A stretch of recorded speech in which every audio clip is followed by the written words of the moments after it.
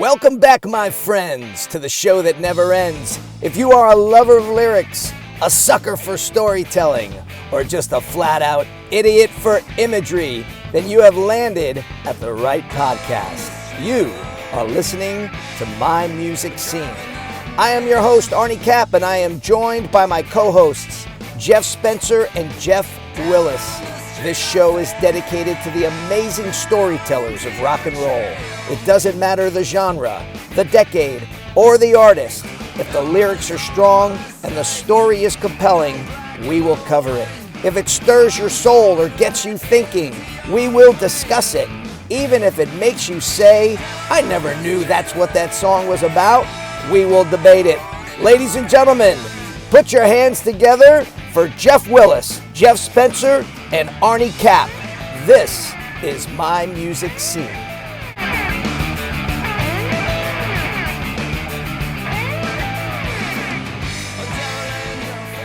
Yes, we are back, ladies and gentlemen. Back, baby. We are back. I think they thought we died, man. Yeah, they couldn't hide us. You know, I got to tell you guys, I appreciate you staying quiet while I went on witness protection for a year. You guys, I know you're not Italian, but you stayed true to the faith, to the tribe. You didn't roll on me. You didn't let people know. And I'm kidding. That's a kiss on the cheek, right? That's what we do for our Goombas. That's right. That's right. Jeff, do you even know what a Goomba is? It's it can be. You told me one time, and it can be offensive, I think. But Italians can say it to each other. Italians can say it to each other. It could be construed as a derogatory term. But amongst the Italians, it's like these are my buddies. These are my Goombas. These are my besties, as it were. You guys are my Goombas. There's no doubt about it. It's an honor. It's an honor. It is an honor. Ladies and gentlemen, welcome back to My Music Scene. For those of you who have been wondering where we've been for the past year, let's just get right back into the swing of it. My name is ArnieCAP, and I am with my two besties, my Goombas, my brothers in beats, my motherfuckers of music. Hell yeah. Beep, beep. Beep, beep. The lover of lyrics, Jeff Willis and Jeff Spencer, my two brothers, Jeff. And for those of you who have been who are wondering, where we've been for the past year, actually, and I looked this up. I looked at my podcast from the beginning, from the first episode of My Music Scene, and it was literally 1 year ago today that we launched My Music Scene. No kidding. It was 1 year ago that we launched it. We actually recorded it on the 24th, and by the time I was done with the editing and all of the post, put it up on the podcast sites on the 28th of September, which will probably be pretty close to the same thing here by the time I get through editing this thing over the weekend. But I have to tell you, a lot of people said to me, when are you guys going to do another episode of My Music Scene? And, it's not like we got a gajillion followers. It's not like we're this major player in the social media world. But I think the people who know us and the people who love us and the people who appreciate what we're doing here missed it. They missed having that show up in their social media feed, once or twice a month. Did you guys hear something similar to that? Oh, yeah. No question. Most definitely. And Cap, I remember when we first started this, you and I were on a call with a group of people, and you and I got to talking about Butch Walker, and he said, "Hey, Willis, call me. I've got a great idea." That's right. That's exactly right. And I, I've been dancing around with this idea, and we'll get into some of the things that have been going on. But I had been dancing around with this idea for a little bit, and based on some recent events, and I watched a video. It was a series of educational videos on YouTubing and podcasting and stuff like that, where the guy, his name is Sean Cannell. One of the first things he said was, what are you passionate about? Because nobody's going to want to hear you talk about stuff that you're not passionate about. And, I went down the path of like, I'm passionate about business. I'm passionate about leadership. I'm passionate about sales. I'm passionate about spirituality. I'm passionate about food. I'm passionate about sex. But nobody wants to hear me talk about that. Yeah, we do. Yeah. Particularly my kids. But bleep, bleep. Yeah, for sure. But I've always been passionate about music. But more importantly, I became passionate about the storytelling of music as I began to sit and read the words to songs that I loved, and it was always very interesting to me. And I told that story on our first episode about how my father taught me the difference between a song and a record, right? And the song can lyrically stand on its own, where a record requires production and marketing and all of the things. Because if you just read the words by themselves, it doesn't carry itself. And I thought that I was at a stage in my life, again, just in thinking about relaunching this podcast, where I wanted to talk about lyrics. I wanted to talk about the power of words and what words can do to the soul, right? But I'll tell you the one thing, and I'd love to hear your guys' perspective on this. The one thing that I heard a lot of was people saying to me, I never knew that that's what that song was about, or I never realized how powerful those lyrics were in that song. And when I heard you talking about that song, it caused me to go back to listen to it.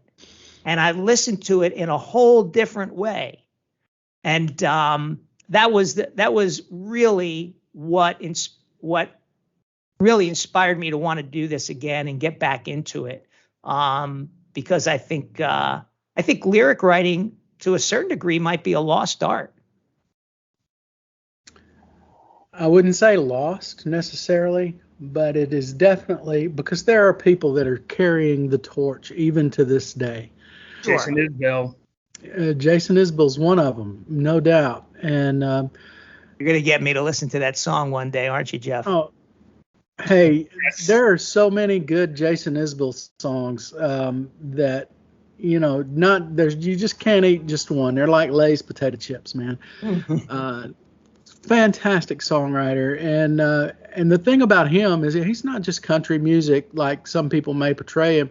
He literally, his music touches every genre, and such a wonderful, wonderful artist. All right, I'm in. I'm gonna listen, and you guys should hold me up against the wall and say, Arnie, we want an episode dedicated to, what's his name? Jason Isbell? Mm-hmm. Yes. Yeah. I'm in. Are you in for that? I am in for that. Yeah, no doubt. I'll let the students become the teacher, and I'll let you guys teach me a thing or two about what it means to listen to great lyrics. He's just so relevant, and he's so real. It's just beautiful poetry. Jeff Spencer, before we get started here, I think it's worth our while to call out that you have launched a side hustle, as it were. I know as a Spencer, you're independently wealthy, and you yes. Yes. The eldest son. if for some reason some horrific plague would wipe out the entire Spencer family, you would make some money off. I might actually get by if that happened. Yes. So, in fact, but tell us, an idea. and by the way, your kitchen looks wonderful. I believe on our last episode I gave you crap about your kitchen, but you have launched a side gig, something that you are super passionate about. And why don't you plug your business there? Well, I appreciate that, Arnie. What I'm doing is something that I've been interested in all my life, and something I've been involved with since I was about 16 years old, and that is making guitars. And I'm on Instagram at Jeff_Spencer_guitars, Jeff Spencer Guitars, and I'm making some what I believe is some high quality handmade guitars, and just enjoying it. And so I'm learning a lot.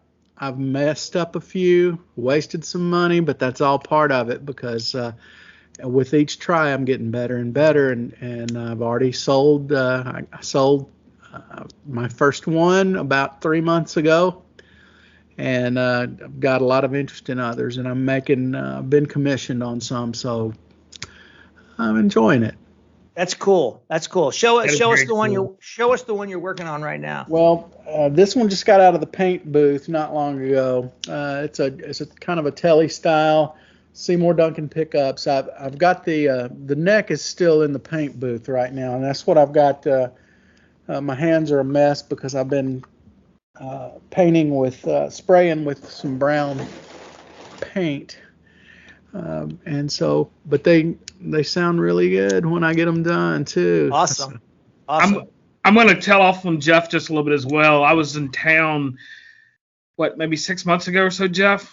Yeah. And stayed with Jeff and his wife, and had the privilege of reading and listening to some of his lyrics, and very, very, very impressive.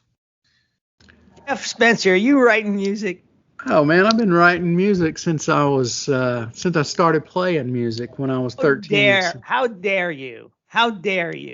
11 years we've known each other. I've never listened or heard or read anything that you've done. Well, we will change that. Last time I was in Tupelo, and I stopped in to see Jeff. Yep. And not only did he not play me a song, but he allowed his dog to molest me on a regular basis. Yeah. And I will tell you, that dog is a great lover. You got it. No one's exempt. You come to my house and you're going to get your leg humped by my dog. My leg? Holy smokes. I was coughing up hairballs by the time he was done with me. Hell, when she stands, she's taller than I am, so yeah. I got in trouble. So, Jeff Willis, what have you been doing this past year? Man, this past year, other than getting yelled at by upset furniture customers. Yeah, no doubt about that. I've been playing the supply chain game. I jumped into something that I've been thinking about on and off the last couple of years, and I jumped into the vinyl world. I actually bought a turntable, bought speakers, and have been enjoying listening to actual vinyl music the way it was meant to be heard. Welcome to the 70s. It's been awesome. One of the things that I love about it is it forces you to listen to the album the way it was meant to be, and in the order that it was meant to be heard. You don't skip around, you don't program it. And what's been fun about this is going to used record shops and finding old vinyl, shopping on eBay late at night, finding old vinyl, and just the experience of the way it used to be. I remember as a kid, that's the way we listened to music, was you'd go to Album Alley in Tupelo, Mississippi, and you look for the Randy Rhoads Ozzy Osbourne tribute album. Yeah. And I have one here with me, and to smell old vinyl is just amazing. What a great record. It's a classic. It's 48 so years good. old. 48 years old. The music is great. The smell of the vinyl is great. The hunt, finding it was great. I will share this. It's been like crack pipe. I, since the end of March, have purchased over 65 albums, and some of them I've paid a pretty penny for. You paid a few shekels for one of my favorite songwriters. Absolutely, Butch Walker and the Black Widows, the Spade. I found one, and I look to see when I'm checking online to find another one, and I've yet to find it. Is that the No one with kidding. Bodega of Blood on it? Yes. Yes. Love the entire album. It's a great album. It's just a great flow. Jeff, how much did you pay for that record? Paid $110 for it. $110. And I got to tell you, your brother's loving every bit of it. I used that money very well. I just want you to know. So it's been a lot of it's been fun. That's kind of where my hobby. It's kind of become a hobby. I love music. I love finding the old vinyl. I never had listened to the first Hall & Oates album, Whole Oates, and I found that at a used record shop, and it blew my mind. Whole Oates. Yes. And did that have Sarah Smile on it? No, the second album had Sarah Smile on it. That was Abandoned Luncheonette. Yes. Yeah. Whole Oates. I don't think there was really a recognizable single off of that record. There was not. They did not have a hit off of it, but when you go back and you listen to it, it's the way they were meant to sound. Was that record on Columbia? Yes. Yeah. I think it was on Columbia, and then I believe Arista bought their contract. And I think, and I could be wrong, but I think Arista, but that's when Tommy Mottola was managing them. They were his only client back then. It's just an amazing album, and for me to hear it in the order, the way it was meant to be, and like if I've got a list of albums that I'm wanting to get, and unfortunately some of them do cost a pretty penny because they've been out of print for so long. I will not listen to the music on my phone. I wait till I find it. You know what I find interesting about what you're saying, Jeff, is in today's technology, and Spencer, I'd love to hear your take on this. In today's technology, we can consume music at a speed and a quantity, a volume like never before. So even to the point where you can now listen to music without even having commercial interruptions, right? Yep. So you don't even have that anymore. But we can listen to music running. We can listen to any song we want while we're driving. We can skip from artist to artist and song to song and genre to genre in lightning fast speed. But for those of you who did not grow up in the vinyl era, you are missing out on an unbelievable event. And the unbelievable event is to consume music almost as like a 5-course meal. Yeah. Where you sit down with it and you put the record on and you go through that process of pulling the vinyl out of the sleeve, pulling the insert, holding it on the edges so that your fingers don't touch the vinyl, putting it on the player, dropping the needle, sitting down, reading the words as the artist is performing them for you. And if you have a great set of headphones to be able to listen to all of the nuances, I always believed that one of the great benefits of my life growing up going to recording studios and being a part of the process where engineers could solo instruments, right? So that they could get the right sound and the right tone and the right mix on a particular instrument.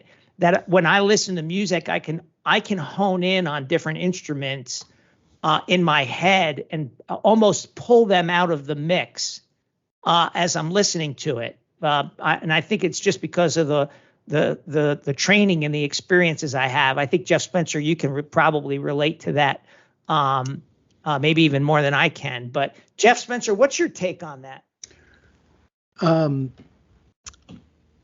I think that what Willis is talking about and you're talking about now is so important. And I want to just say that I believe that this is a lost art that you're talking about. Sitting back in your room and listening to an album, side A, flipping it, side B. It's a lost art, and there's a lot of artists who have gone away from catering to that kind of cohesiveness of a record, if that makes sense. Yeah. Song order is a huge thing on the record. Song order, album art, all this kind of stuff. And what we have now today, I believe, is more like what we had in the 50s. 1950s, we had everybody was buying singles. Yes. One, 45 record. And then in the 60s, it started, albums started gaining more in popularity, primarily because of the influence of the Beatles and the Stones. And then album-oriented rock came, and we had these bands that were making albums as an art form. Not just the songs, the individual songs, but the album as a whole was an art form. From the first moment on side A to the last moment on side B, it was all thought out. And because of the format that we have music in now, the MP3s and MP4s, it's gone back to where most people are just buying singles again. Yeah. And a lot of the artists are not catering to those of us who love listening to an album from beginning to an end as a life experience. Well, and also, Jeff, you kind of mentioned it, but as far as the artwork, the actual physical cover, the inserts, if it comes with a poster, if it comes with this, it's just, for me, I'm like a little kid when I know I have one coming in the mail. I can't wait to go run out to the mailbox or wait to FedEx guy to come in and here's my album. And I open it up and I look at everything that's in it and I unfold it and do this and I pull out the album and I want to see what the actual album looks like, because some of them look really, really, really cool with the artwork that they do on them. Yeah. And it's just, I love it. Yeah, very, very, very cool. The image that came into my mind as you guys were talking was, earlier I likened it to sitting down to a 5-course meal, wine tasting. You think about wine tasting, right? Like you can drink wine, and there's good cheap wine out there, table wine. Drink it, have yourself a steak or a hamburger, and drink a glass of wine. Or you can go to a wine tasting, right? And you sit down and somebody describes the nuances of the wine. I remember a wine tasting that I went to. It was as the guy was talking to me and he was explaining the nuances of the wine. I was experiencing them as he was describing them. The power of those words and how those words stimulated those taste sensors in my mouth, and how I didn't just drink the wine, I tasted the wine. And I believe that what Jeff Willis is talking about here is similar to that. You're not just listening to music, you're experiencing a musical event, and it's all encompassing between the album cover and the liner notes, and like you said, the posters that come with it. And I remember one of my favorite things, and I talked about this in one of our early episodes, was arguing with my brother and sister what we thought the single would be on the album. And there were times where, because of my father's involvement in the music business, that we were getting albums before they were released. And like when Rich Girl came out, All I Know It's Rich Girl, we got an advance copy of that, and we didn't know what the single would be. And like I don't remember what we were all saying, but I remember there was argument about which song we thought was the best cut on that album. And of course it ended up being Rich Girl. So I was probably right. Yeah. And for those of our listeners that don't know, Arnie's dad was involved with a lot of music legends back in his career, and Hall & Oates was one of them. And when they were starting out, they were working with Arnie's dad. Yeah. And so that's Arnie's cool. into knowing all these people, and very impressive the body of work that his dad has done. Yes. Great songwriter. So let's we can go on forever here, you know that. But what I want to know from you guys, two things. One, any particular song lyrically that has moved you recently. What song is that? And then what do you want our next episode to be? So Willis, let's start with you. A song that's moved me lately is Jason Isbell's Vampires. Every time I hear that, I cry.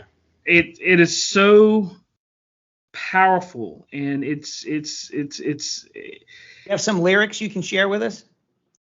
Off the top of my head, I don't. What is it? We'll be 40 years together, and one day you'll be gone. One day you'll be gone. Basically, it's a love story. It's a beautiful love story. Do you see it like that, Jeff? Oh yeah, it's kind of a story that is about, no matter how much you're in love with your partner, you only have a limited time together on this earth. But if we were vampires, we wouldn't have to worry about that. Yeah. If we were vampires and death was a joke, we'd go out on the sidewalk and smoke. I mean, it's just incredibly moving, and it makes you think of that this person that we've chosen to spend our life with. No matter how happy we are right now in the moment, there's going to be a time when they're either going to have to spend some time alone, or we're going to have to spend some time alone. And it's just a sobering truth, and I can't hear that song without weeping. It is incredibly powerful. And for me, what it does, it's kind of a healing song, because I had what I thought was true love, which is not there physically anymore, but the thought is still there, and the passion is still there, and that song represents that it is going to be gone one day, but it's okay. And so that's kind of how it touches me. What about you, Spence? Well, I've been going, I'm just still listening to everything in the world I can, and just spent this last weekend in New Orleans. Went to see Eric Clapton. He slayed it. Wow. And then the 2 nights later, I saw Counting Crows at the Sanger Theater there in New Orleans. Just had a great weekend. But I'll tell you one artist that I have really been, especially this summer, just really been getting into, and I've always liked him since I heard him first, but I've really grown to appreciate the skill and songwriting that he's done, and that's John Mayer.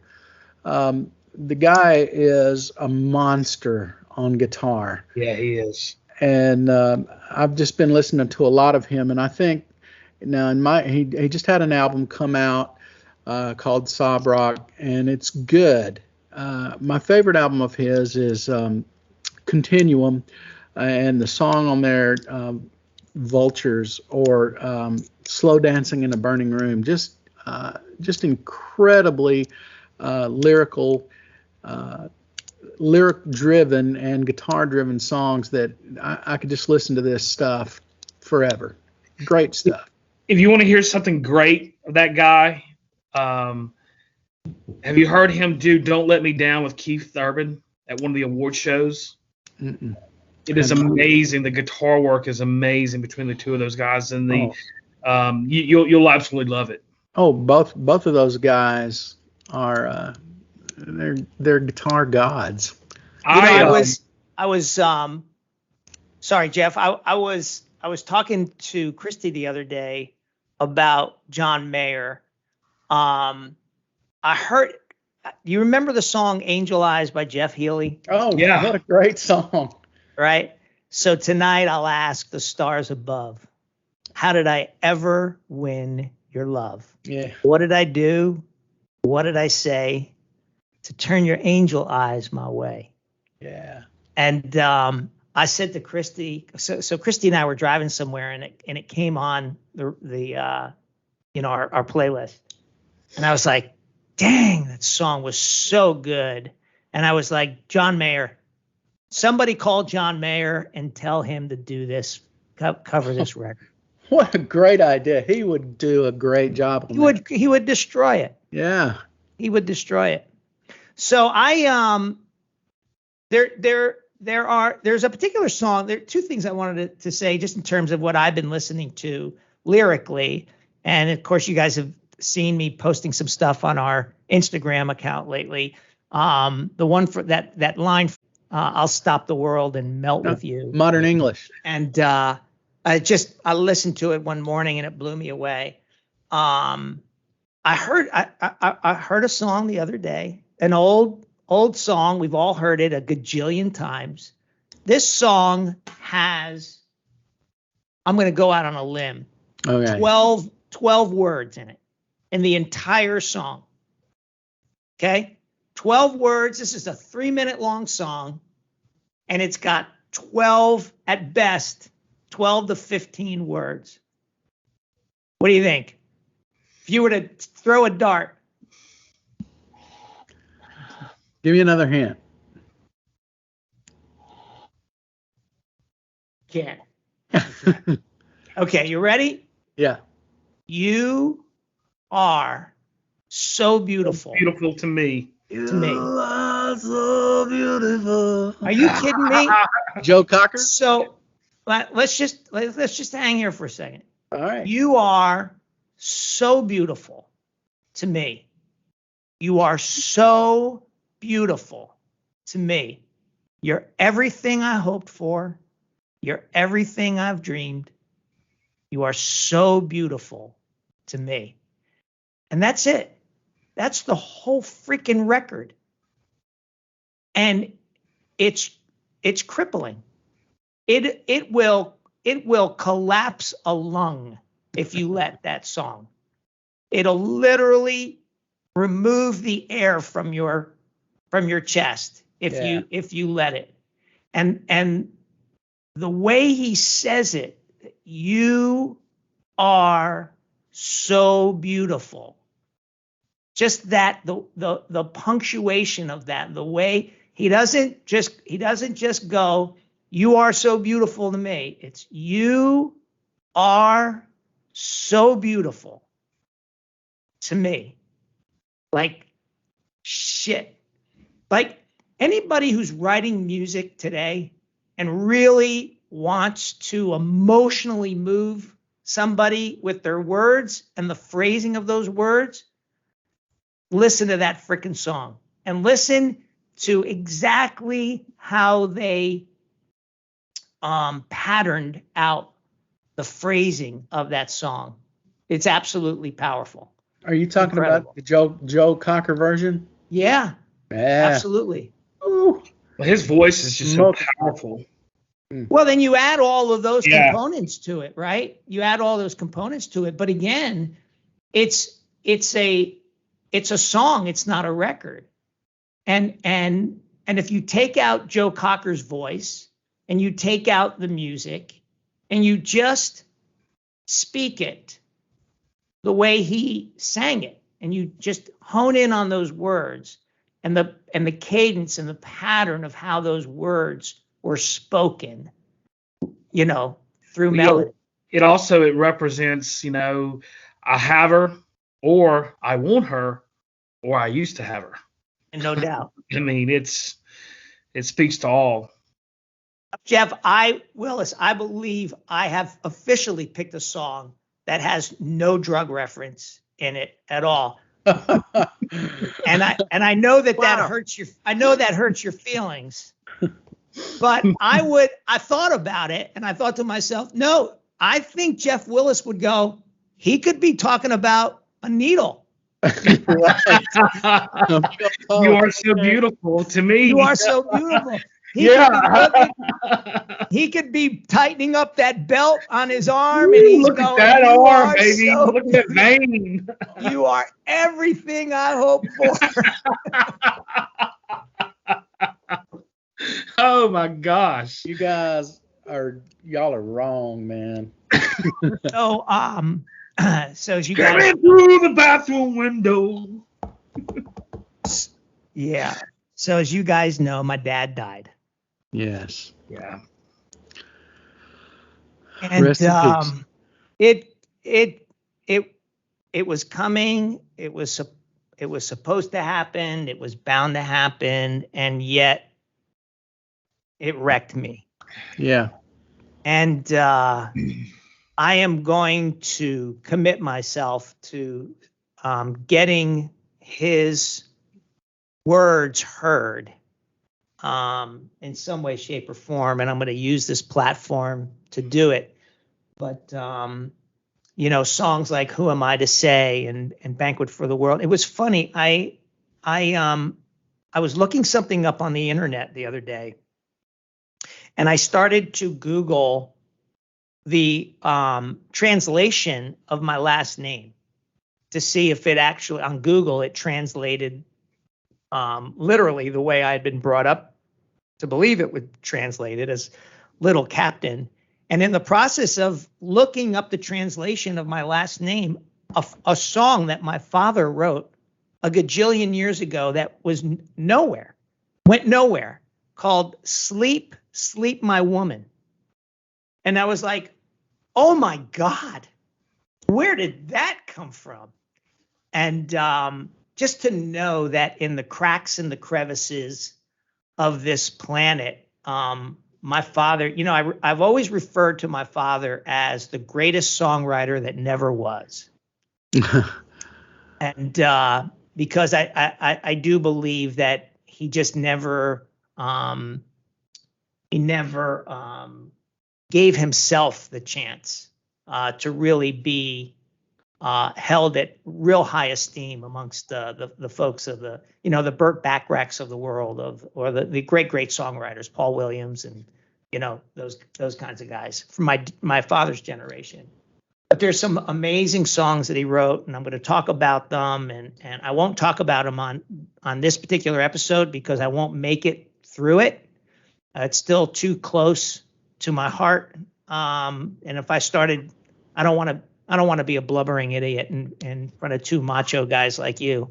But I'm going to use this platform to talk about my father's music and hopefully cause somebody to go, wow, that's a very cool song. It's a really cool idea or theme to a song. I would love to I want people to record my dad's music. Yeah. I've had a little experience working on one of his songs with you before. This day, yeah. And I have to say that the song was beautifully lyrical and extremely melodic, and the chord changes were so intelligent. Is that a guy like me, I've been playing for 50 years, and I had trouble with how your dad arranged the chords, and I was saying he was breaking every rule in the world here, yet this is one of the most beautiful things I've ever heard. The guy knew what he was doing. It's incredible. Song was called This Day. This day, let's see. This day I made my mind up to love you the rest of my life. Wow. And I can't get through it. To make you my woman, my wife, forever. This day I made my mind up to make you a queen on a throne, to give you my name and my home and children. I'm going to love you, girl, with all my heart. I'm going to give you all I can. No one but God alone could make us part. You're my woman. I'm your man.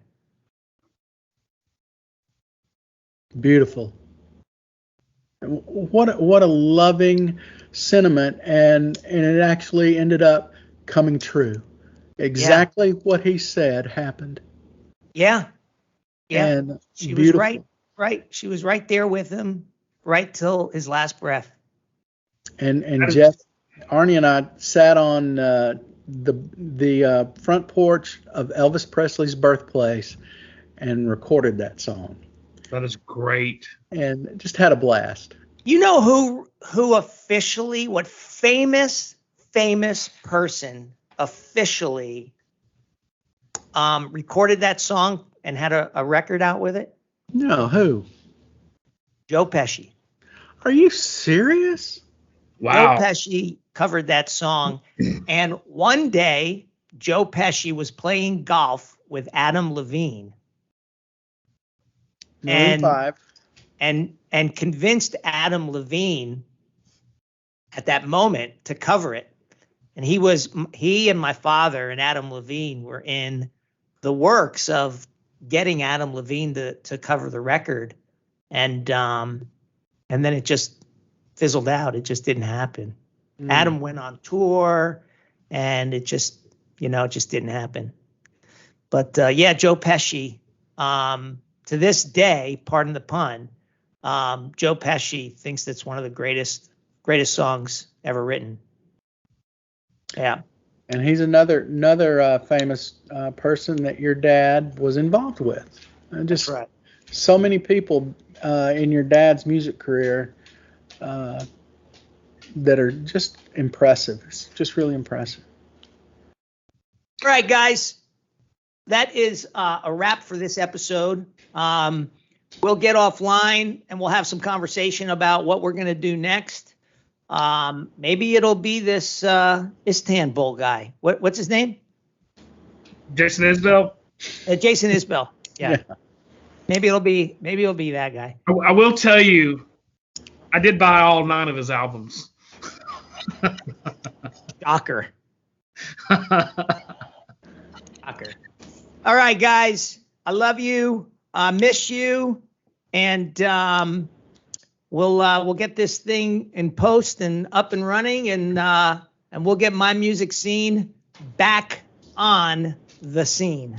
That's right. And for everybody listening here, go to Instagram, My Music Scene, like us, talk to us, give us some comments. Where would they find that, Cap? Make fun of us. If they just go to Instagram and they type in My Music Scene, and that's SEEN. Yes. My Music Scene. And you can also find us on every major podcast platform. Perfect. All right, guys. Be good. All right, Take care, brother. guys. Great to see y'all. I have missed you guys. Me too, man. Now.